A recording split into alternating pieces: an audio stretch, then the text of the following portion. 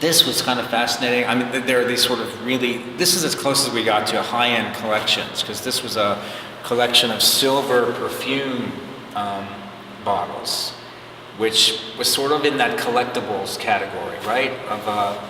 You imagine a kind of well-to-do woman who has time and money on her hand to put together a collection like this. And then she also had, maybe this was a different collector, I'm not sure. I love the combination, the category of pin cushions that were shoes. So these two different kind of functions come together. I think I have another slide. Yeah. So, and of course she couldn't display them quite like this in her home, but the idea that of the two categories, there are people who collect pin cushions, obviously, and people probably who collect these metal shoes, and in this case, the two categories come together in this sort of, I mean, who knew that the world was so strange, that there would be pin cushions that were shoes and that somebody would collect them, you know, it's like, so I don't know exactly where that sits, but. Well, there's certainly an omnivorous aspect to me as well, and if I were to take you into some of the outer corners of the collecting, you'd see that I collect postcards, and I collect business cards, and I collect bottle caps, and I collect, all kinds of theater tickets, and there have been times when I have collected various categories of records and books, and so I'm pretty sloppy in terms of the totality of my collecting. Have you got all that many purist collectors? They'd be the minority, wouldn't they? They'd be a bit eclectic, wouldn't they? Yes, I do blues, but I also do such and such and such and such. Or do you find people that just say, no? Yeah, they're the minority. Like people who will only buy... Like the Robert Crumb type. Yeah, who after the complete set of whatever, and I'm only missing volume 3 and volume 8, and they're really hard to find. Whatever. They are in the minority. Especially once you get to people that are, that are truly obsessive and who collect things like people who collect outsider records, like really strange records that really strange people made. I talk about one record which was a bunch of squirrels teaching the multiplication tables, and it was incredibly disturbing because it's this voice that was sped up saying 2 plus 2 is 4, 2 plus 2 is 4, and it would go on, and there was this, and people, the guy that owned this record actually listened to it. I mean, he'd sat through it. And how many people are going to want to talk to somebody who sat through that?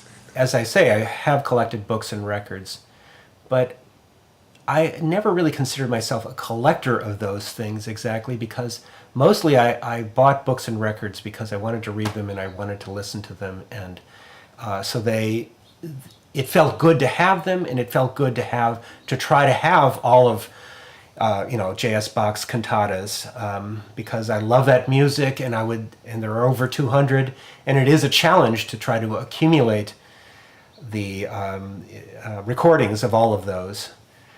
But it's mostly because I love to have that world of his cantatas to listen to. Records never go away, do they? Still one of my... Cyril is going to completely steal this show. You pet this cat and he gets severely into being petted. I know I look like the James Bond guy that has the cat always sitting on his lap, but and I naturally have a cat with really big ears.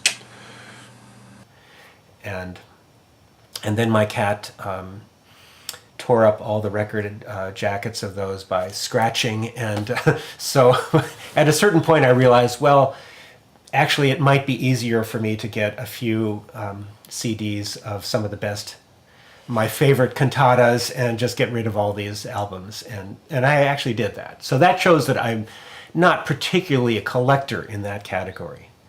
But I'm not sure what it would take for me to get rid of all of my soup labels and my water labels. Somehow I'm attached to them more strongly, and the whole categorical understanding and the whole notion of fulfilling and completing the world of soup can labels of my adult lifetime is fascinating enough to me, and I guess you would say valuable enough to me, that I continue to do it. I worked for a record label at Rhino, the collectors, collector-friendly label. I worked for them in the 90s. And one of the most tragic things I ever saw was a lot of records that they lost the rights to. You know, a lot of Monkees records that they couldn't put on vinyl anymore, and the Turtles albums, and a lot of these great obscure 60s things they put. What happens when a record label loses the rights to that stuff? They can't sell it anymore, and they have hundreds and hundreds of copies sitting in a warehouse. Well, they slice it down the middle is what they do, and it literally becomes landfill. I wasn't aware of that. When you can, especially in Los Angeles, you can literally be driving over a lot of the records that you've been spending your life looking for. So just seeing those records being sliced was something I couldn't really bear. And so I walked out with a couple hundred of them that day. So yeah, a lot of those, but the really unloved records that were never in anyone's warehouse in the first place, you know, the Squirrels doing multiplication, those somehow keep coming back